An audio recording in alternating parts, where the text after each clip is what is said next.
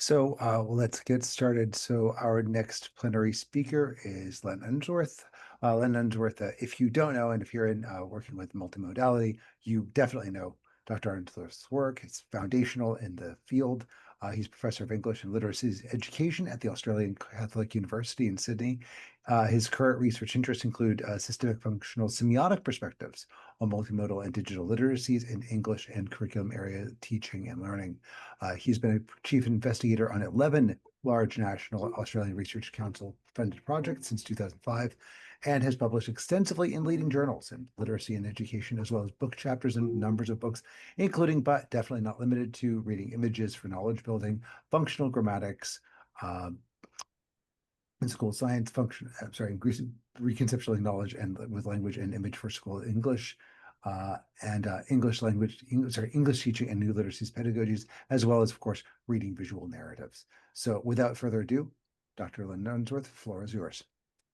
Thanks so much, Thomas, and thanks to Vin and all the people who've made this conference possible. It's an absolutely wonderful undertaking, and I feel honoured to be a part of it today.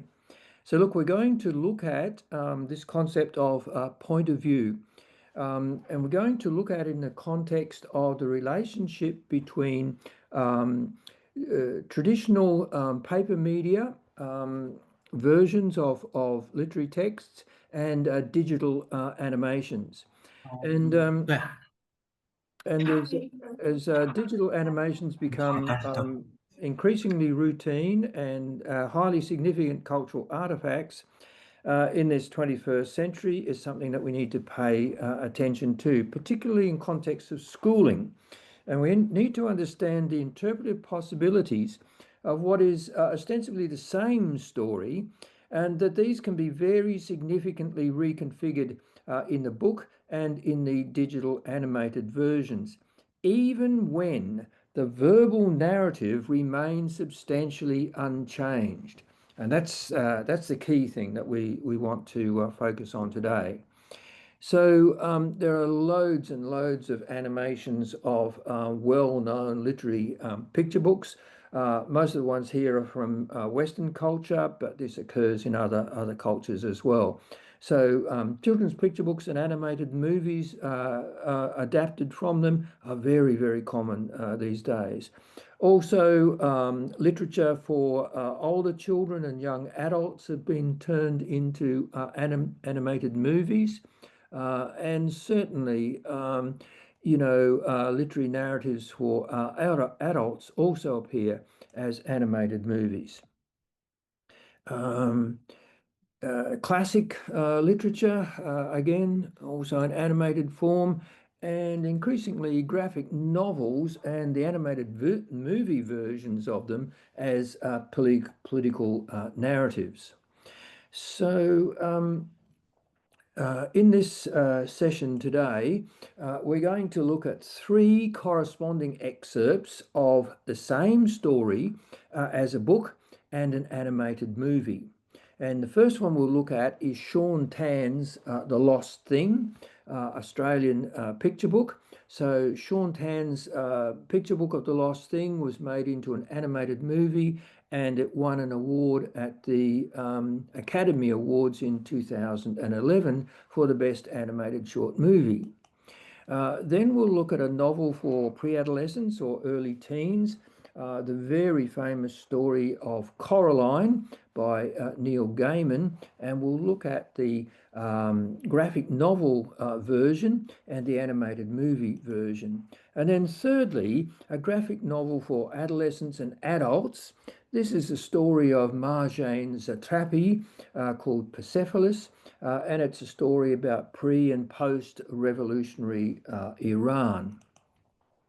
So the kind of background, theoretical background that we're drawing on here is obviously the generative work of Reading Images, Crescent van Leeuwen, work with Claire Painter on reading visual narratives, and of course, the books from systemic functional linguistics that I've indicated there on the screen. Okay, so let's look first at Sean Tan's The Lost Thing, and we'll just look at some excerpts from the picture book version and the animated movie version. So if you don't know the story of The Lost Thing, then it's a humorous story, and it's about a boy who discovers a bizarre-looking creature while he's out collecting bottle tops at the beach. And having guessed that this bizarre creature is lost, he tries to find out who owns it or where it belongs, but the problem is met with indifference by everybody else, who barely notice its presence rather. Each of these people is most unhelpful, and both parents and strangers are all unwilling to entertain this uninvited interruption to their day-to-day life. Even the boy's friend is unable to help despite some interest. The boy feels sorry for this helpless, hapless creature and attempts to find out where it belongs. Okay, so we're going to look firstly at the boy meeting the lost thing in the first place. And this is the double page spread from the picture book that conveys this scene. So I'll just read it quickly to you. I must have stared at it for a while. I mean, it had a really weird look about it, a sad, lost sort of look. Nobody seemed to notice it was there. Too busy doing beach stuff, I guess. Naturally, I was intrigued and I decided to investigate. Okay, so you'll notice that this is a long distance view. Even the view of the boy is somewhere between social and long distance. It's an observed view, so we're not involved in the story at all. We have no contact with the characters. We're not positioned as a character in the story at all. It's a remote observe depiction. Okay, let's look at this same initial contact between the boy and the lost thing in the movie version. So, This all happened many summers ago, down at the beach. I was, as usual, working tirelessly on my bottle top collection. At least until I saw the thing.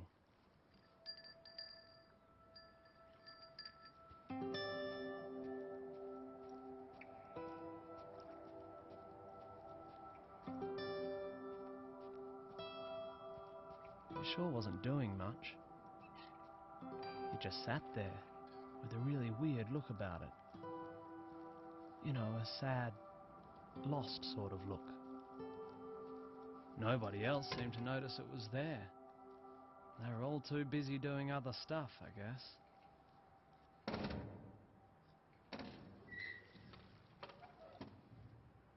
Hello?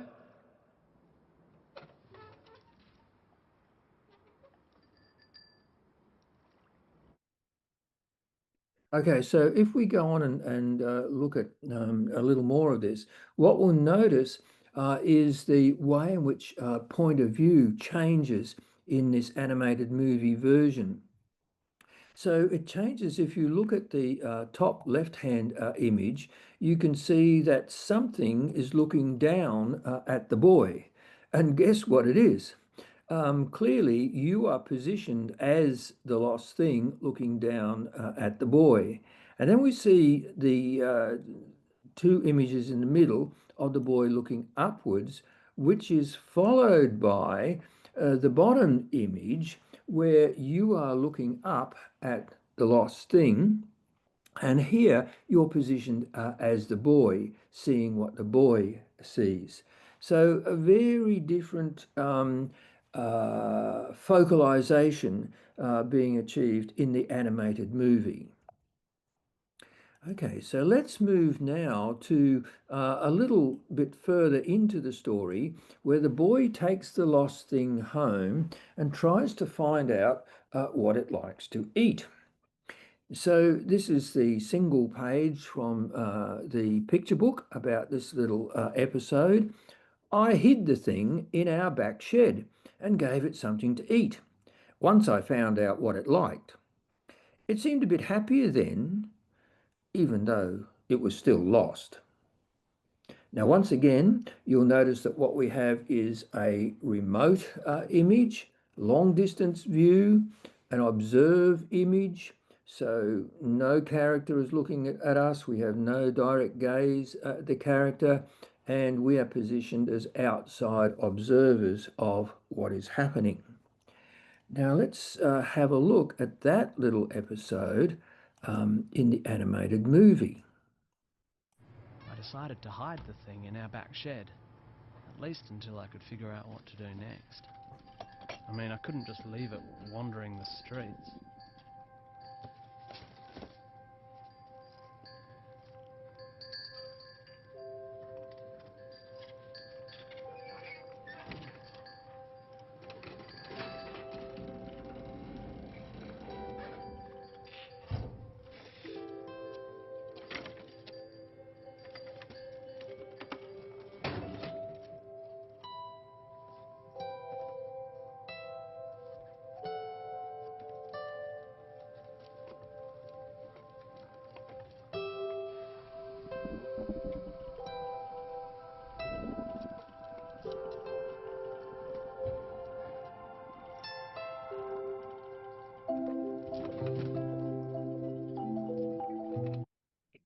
Now, if you remember, in the book version, he said that he found out what it wanted to eat and gave it something, and then it seemed a bit happier.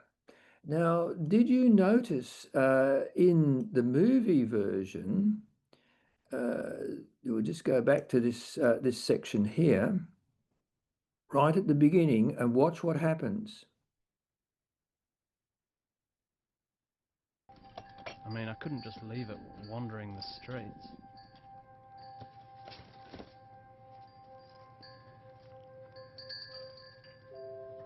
So who was sorting out what it wanted to eat? Not the boy. It was the lost thing who shoved that box into the hands of the boy. And then you'll notice as that clip progresses, it's the lost thing that manipulates the ladder into place so that the boy can climb up. So in the picture book, the lost thing is very passive, and the verbiage in the picture book presents the boy as agentive, whereas in the movie you can see that the situation is quite different. Okay, so notice here, who are you? As the viewer, you are positioned as the lost thing. Okay, so then let's look at one more version, the very end of the story now. So this is when the lost thing has located a place where it can be happy, and they decide to part company. And this is how it occurs in the picture book. I didn't know what to think, but the lost thing made an approving sort of noise. It seemed as good a time as any to say goodbye to each other, so we did. Then I went home to classify my bottle top collection. Okay, so it seems completely detached, complete lack of emotion, no hesitancy at saying goodbye, no suggestion of any attachment between the two of them at all. Now look at how that's portrayed in the animated movie.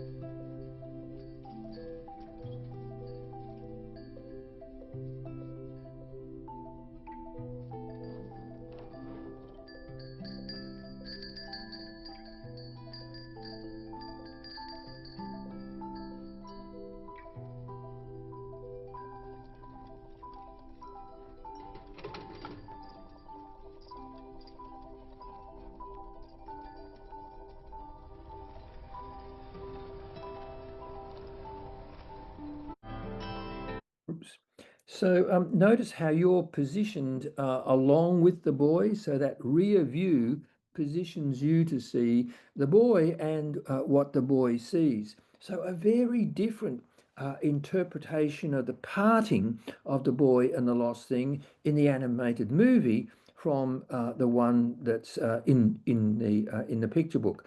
And this is largely achieved, not entirely, but largely achieved through the shifts in the interpersonal point of view. Let's look at one more part of this story. This is the kind of coda section at the end of the story. Whoops, so what have I done here? Okay, can you still see the picture book? Hopefully you can. So here it says, well, I won't read that out, but I'll just show you this page, which is where the boy is traveling on the train and looking at things out of the window. And I'll just show you this part of the animated movie. I still think about that lost thing from time to time, especially when I see something out of the corner of my eye that doesn't quite fit.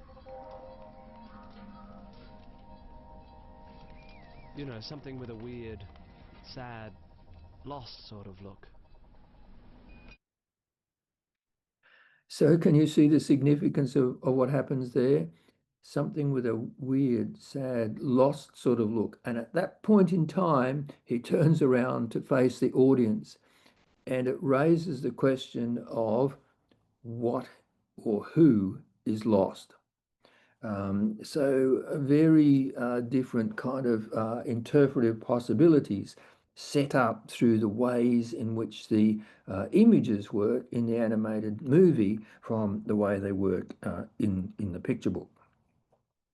Okay, so let's move on now, and we'll look at this story of Coraline. So Coraline was first published as just a novel, and then as a graphic novel, and then an award-winning and highly successful animated movie.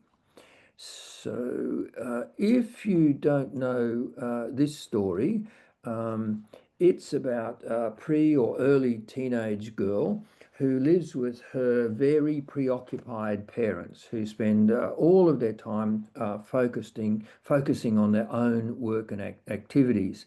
And they move to a country residence, a very large old building which consists of several apartments. And once again, the parents pay very little attention to Coraline. The weather's raining, she's in a new place, she's bored, and eventually, what Coraline discovers is a little doorway which is bricked up at the end of her room. And then one night she goes to that bricked up door and finds that, in fact, it's not bricked up anymore.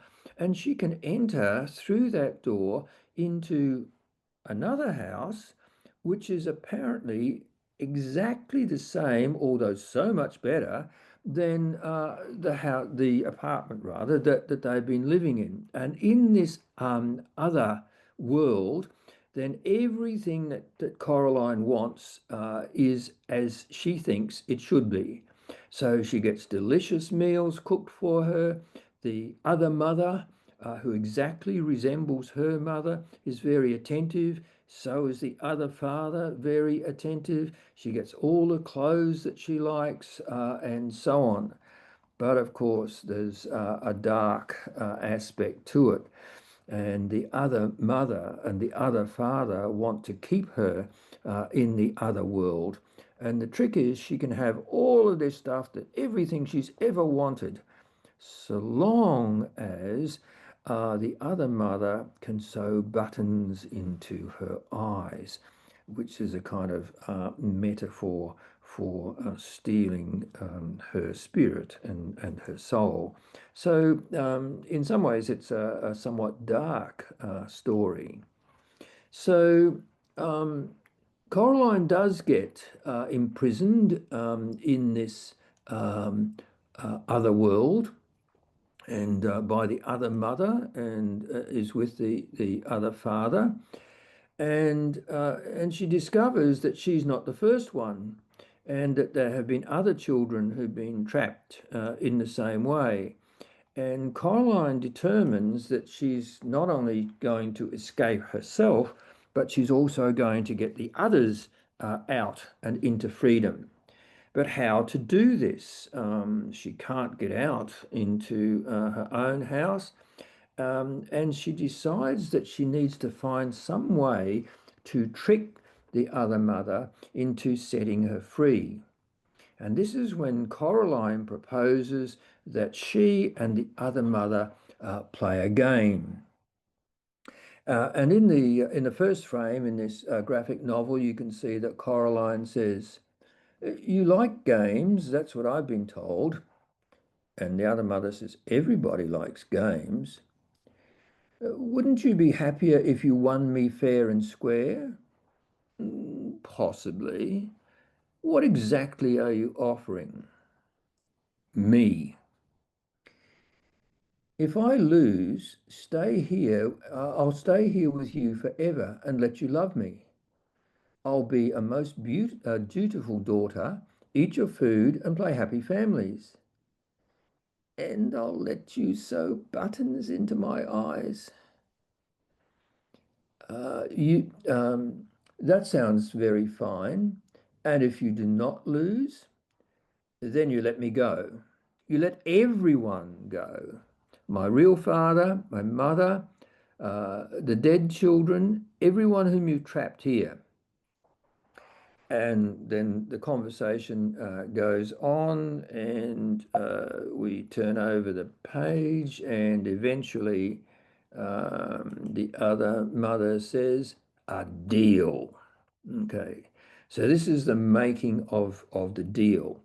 Now notice the way in which this is portrayed visually. So all of the shot, there's no contact with the viewer, and there's no contact between the characters. You'll notice that they have, the other mother has her back to Coraline. They're all oblique views, suggesting detachment, and they're all mid shots. So there's no intimacy, no direct contact with the viewer or between the characters.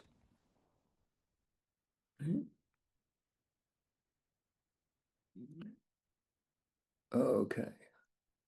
So very remote. We have this rather frightening shot at the end here, but notice that we're not positioned as Coraline, and the other mother is not looking at us. She's looking somewhere, but not at us. Okay. So let's look at this making of the deal in the animated movie.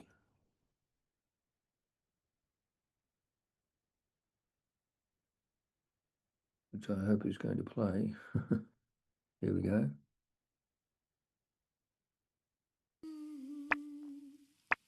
Be strong, Coraline.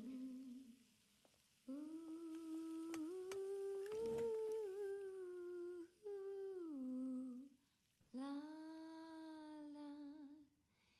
la, la, why don't we play a game? I know you like them. Everybody likes games. Uh-huh. What kind of game would it be? An exploring game. A finding things game. And what is it you'd be finding, Coraline? My real parents. Too easy. And the eyes of the ghost children. Huh. What if you don't find them? If I lose, I'll stay here with you forever and let you love me. And I'll let you sew buttons into my eyes. And if you somehow win this game? Then you let me go. You let everyone go. My real father and mother, the dead children, everyone you've trapped here. Deal. Okay, so a different kind of portrayal of the deal. And notice the difference in the visuals. Look at the facial expression on Coraline's face here, where she's telling herself, "Be strong, Coraline." And look at the concern here as she looks down at the buttons on the table. And what's happening with this shot? We've just seen Coraline looking down, and now we're seeing what Coraline sees. So we are being positioned as Coraline in this segment of the story. Extreme close-up. Did you remember that one? So the extreme close-up emphasizing, the stress with the bead of perspiration going down Coraline's face. And extreme close-up of the other mother with the black eyes that we can see buttons looking straight at us. So a lot of contact occurring here as well. So this view of the table occurs several times in the Coraline movie, so we're reminded of the threat that she has. If she wants all of these wonderful things in the other world, then she has to submit to this terrible fate. Okay, so that also shows how in this story, the animated movie version constructs Coraline as a different kind of character. It constructs her as a very feisty character. But also what's significant about it is interpersonally, it positions us very differently from the way the graphic novel positions us, locating us inside the story as if we were the character of Coraline. Okay, so the last story that we're going to look at this afternoon is Persepolis. So this was first published as an autobiographical adult graphic novel, and it tells the story of Marjane Satrapi's life in pre- and post-revolutionary Iran, and then in Europe when she was sent to France. The graphic novel was then adapted as an animated movie, and the story traces Satrapi's growth from child to rebellious punk-loving teenager in Iran. This is prior to the Islamic Revolution. And her parents feared that she would be arrested, certainly after the revolution, and so they sent her to a school in Austria. Later, Marjane experiences failed romantic relationships and she falls very ill. Following this, she returns to Iran, attends university, and begins a relationship with a fellow student. She's caught by the religious police because she was holding hands with a boyfriend in public, and she was arrested. Her father pays for her release, and after subsequent pursuit by the religious police, Marjane again departs from Iran. So once again, we'll just look at a few excerpts from the graphic novel version and the animated movie. Okay, so this is the graphic novel and this is the trailer from the animated movie. Okay. So as she was a young child in school at the time of the Iranian Revolution and the opposing of the Shah, for a time the schools closed, and when they reopened, the students were instructed to tear out all of the photos of the Shah that were in their textbooks. And this was a very early incident that prompted rebelliousness in Marjane. So this is how that little incident occurs in the graphic novel. I'm sorry that's a bit blurred and difficult to read. So after all this joy, a major misfortune took place. The schools closed during the period, reopened, and then we have children. Tear out all the photos of the Shah from your books. And then Marjane says to her friend, but she was the one who told us the Shah was chosen by God. So you can begin to see this rebelliousness occurring. But notice that it's conveyed once again through images of observation. So we are positioned as outside observers of the story. The images are social distance shots, and there's no contact between the viewer and the depicted participants. Now let's have a look at that little segment in the animated movie. De guerre. Notre institutrice. Oh, I'm sorry, the animated movie is in French, but the text doesn't change. It's really the visuals, the change in the visuals that we need to notice. De guerre. Notre institutrice, fervente admiratrice du chat, nous ordonna d'arracher toutes les photos de la famille royale dans nos livres. So you can see here that in this rendition, you are positioned as the student tearing out the picture of the Shah. So you're positioned as a character point of view has shifted to position you as a character in the story. De guerre. Oops, I'll just have to advance that. Okay.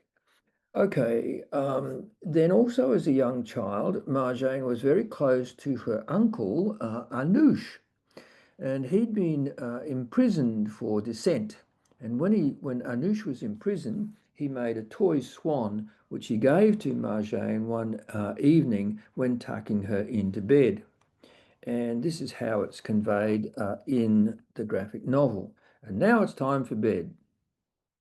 What's the stories? What's the story tonight? Here, take this swan I made in prison, but of bread. And in prison, says Marjane. Okay, so notice again that we have on the left-hand side, long shots, no contact. And in the right-hand side, we have social distance image, again, no contact. So we're positioned as outside observers of the story. Now, when I show you the animated movie, notice the changes that occur in point of view.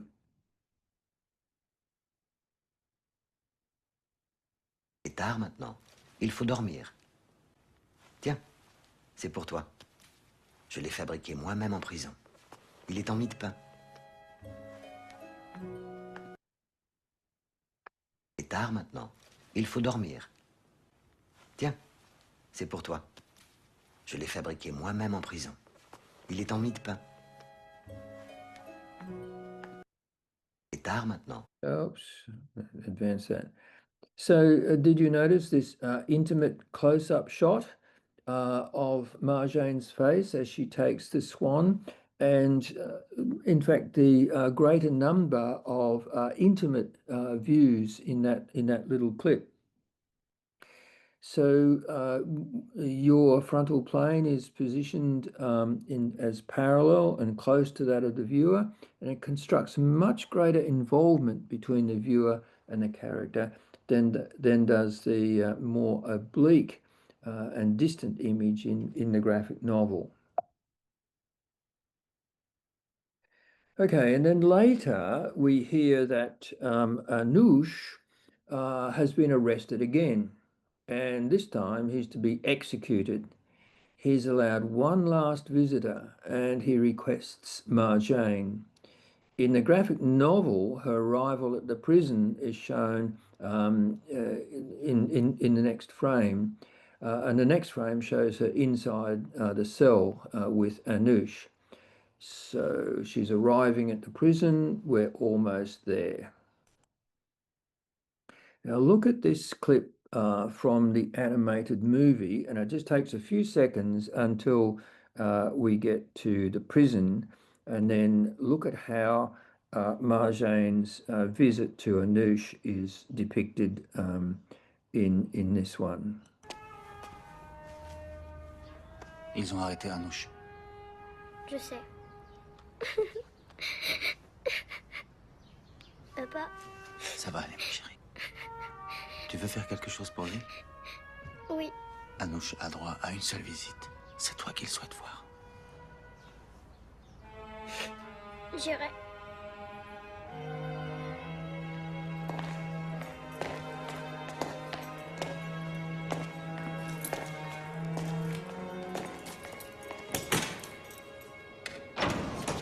Minutes.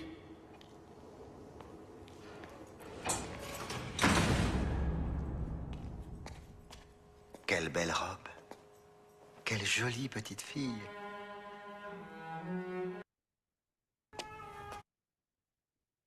Okay, so the movie depicts her walking to the cell, and you can see the high-angle view of Marjane's lower leg and her foot as she strides beside the large booted leg of the guard. And that's shown as from the point of view of Marjane herself, looking down. Then we view Marjane's leg alone as she falls behind the guard, followed by the low-angle view of the guard's rear upper body, which maintains the viewer's position as if they were Marjane walking along the prison corridor. Okay, and then the last little segment from this story is when Marjane is an adult and she becomes very ill, which is just before she returns from France back to Iran. So it says, I spent more than 2 months on the street in the middle of winter, and you can see she's coughing there. It was very cold, and I got sick. I started to cough a little, then a little more, then a little more strongly. My cough became continuous until I spit blood and ended up collapsed, as you can see. So these are sort of social moving to close-up images. They don't exactly make contact with the viewer, but certainly more closer images than we've seen in the previous graphic novel segments. But let's look at how that incident in Marjane's life is depicted in the in the animated movie.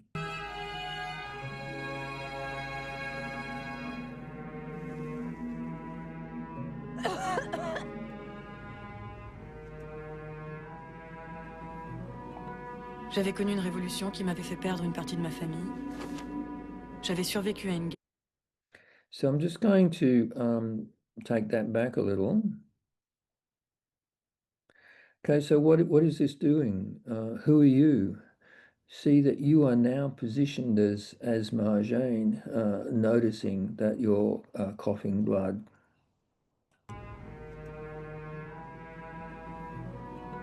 J'avais connu une révolution qui m'avait fait perdre une partie de ma famille. J'avais survécu à une guerre. Okay. Okay, so notice that. Okay, so that's been a very quick tour across a few excerpts from these three books. And what we can notice is that in the picture book and graphic novel versions of these stories and the animated movie versions, the ideational meanings are very consistent, very consistent. But what happens is that the interpersonal meanings are changed, and they're changed through choices such as differences in the social distance of the shots, and they're particularly changed in the selection of point of view, positioning you, the viewer, as viewing either along with the character and very frequently as if you were the character in the story. Perhaps the clearest and simplest illustration is the shift in interpretive possibilities in The Lost Thing, where in the picture book, the lost thing is positioned as very passive, and the relationship between the boy and the lost thing is constructed as being just remaining very transactional and remote. Whereas in the animated movie, it's the lost thing which is positioned as agentive. And the relationship between the lost thing and the boy is constructed as being much closer. You are at times positioned as the lost thing, and at other times you are positioned as the boy. It's really important now that these multi-version stories are a routine part of students' experiences, that in schooling, each version is treated on its own merits. Very often in school pedagogy, the picture book or the graphic novel is dealt with, or the regular novel is dealt with, and then the class gets to watch the movie. And there's a kind of assumption that these are in fact telling the same story with the same interpretive possibilities. And I think we can see, even from these very brief glimpses, that that is just not so. And so the contribution that systemic functional semiotics can make is to draw attention to these interpretive differences and how they are constructed, and to equip teachers to alert students to take this kind of meta view of the stories in those different modes. If you want to follow up this work, these are the key references, a couple of recent publications which go into much more detail about what we've talked about this afternoon. And look, hopefully I've left at least a few minutes for any questions, discussion, or issues that people might want to raise. So thank you all again for listening and watching. Thank you very much, Dr. Unsworth. Do we have any questions? And if you have any questions, but you're not able to speak them, you can write them in the chat and I can read them directly. Not a problem.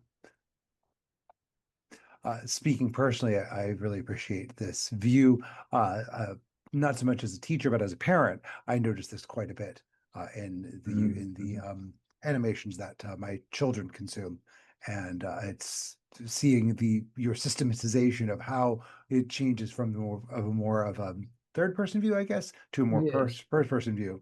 In a nutshell, is certainly consistent with my experience. Sure. And just recently, we've managed a big project where we've had students in years 6 and 7 code their own animated narratives. And because we taught them about point of view and how that can shift, many of those that created these narrative animations, in fact, incorporated that into their own stories that they made. And, you know, this is a very telling way that they can understand the interpretive differences. So I guess one question that comes to me as a teacher from a EAL, additional language perspective, granted, but still, is well, what is at stake in this understanding of interpretation from the graphic novels versus that? You know, if teachers, you left that sort of question at the end unanswered, and I'm curious if you could answer it yourself. What do teachers miss if they don't do this? Yes, yes. So it's the constructedness of characterization, and when students are describing characters and their interpretation of theme, then if we don't point out those differences, then they tend to have a fairly stereotypical view. So the advantage of having two versions of ostensibly the same thing means that it brings into sharp focus the contrasts, the differences. And that's a great opportunity to build the kind of critical view among students. Okay, we have a question from Kira McGillicuddy and then also another in the chat. Hi, I hope, can I be heard? Yes. Yes. Okay. Hi, early in the Lost Thing, I think it was in both. Well, to start off with the Lost Thing, it's specified as a lost thing. And that is in the title. And if I remember correctly, it's in the early part of both the animation and the storybook, the picture book. And setting it up, what you're setting up is an entity which is out of place. It's out of place where it is, and where it doesn't have the circumstance in which it should be doing what it's doing. It's kind of automatically automatically interpersonal in a way, or interactional. Its potential to do things is misplaced. Now, that is, we talk about these things very much in multimodal terms, where it's either language or images or so forth. I'm just wondering how much more we might get if we are talking about this in terms of how we understand our world and how we interact with our world, and how, in fact, an awful lot of the analysis of images is actually a projection onto images of our experience of the world, and sort of like fundamentally where something is has a big a big thing to do with what it has lost, not just that the thing's being lost, but its place in the world is lost, and its inability to do things and its need for help. So there's sort of like a really fundamental interpersonal interactional theme running through there. Yeah, So absolutely, the book isn't Kieran. about projecting our experience onto the images. Yes, absolutely, Kieran. I mean, my own view is that this story is a brilliant piece of work. It raises all kinds of questions along the lines that you're alluding to just now. And you know, the question I think that's raised at the end of the animated movie version is, well, who is lost? Who is lost? You know, and is it this rather bizarre-looking creature which is kind of ostensibly, obviously lost and misplaced? And to what extent is this boy who spends his time collecting bottle tops, you know, to what extent is he misplaced and has a sad, lonely, lost kind of look? So lots of, I think, complex questions are raised in that story, as indeed they're raised in Coraline. Raises questions about, you know, parenting, parents, children relationships, what's at stake there. So all of these literary texts for children, in my view, are quite brilliant pieces of work. And by helping students to become a bit meta and see the constructedness of these texts, it helps to get those kinds of issues more accessibly onto the agenda for them. Yes, I was sort of noticing in the start of The Lost Thing again, where you've got something anomalous in the world, and you've got some people, those who are lost in a way, who are paying attention to things which are out of place. It's an identifying relational process issue where we tend to think of we've got the token with the value which is attached to it, whereas what the narrator, I think in both versions, is doing is identifying a whole lot of tokens where their values aren't able to be specified. So we've got only half of the identifying relational processes which are being experienced by the characters. Yeah. It's interesting. Yeah. Thank you for that. Okay, one very quick point. We have a question from Amelia Jonov. How should teachers go about selecting suitable starting points for engaging students with multimodality in the transmedia narratives? And keep in mind, we have to close the discussion pretty soon. So if you could quickly answer this. Yeah. Okay. I think what I'd promote is this idea of excerpts, short excerpts such as the ones we've shared today, because I think when the students are shown those, they can see the stark differences, and that makes it accessible for them, and that provides a starting point for getting meta. Introducing the descriptive accounts that specify those differences.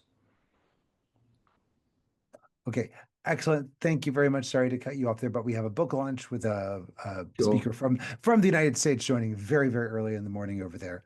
So thank you very much, Professor Unsworth. Okay. Please give a round of applause. Okay, thank you very much. Okay, bye-bye now. Bye-bye. Thank you very much, Len. Thank you so much again. Okay, bye-bye. Bye, Len. See you again soon. Bye. Thank you. Okay, great. Thank you so much, Thomas, for sharing such a wonderful session. So please stay everyone for the book launch.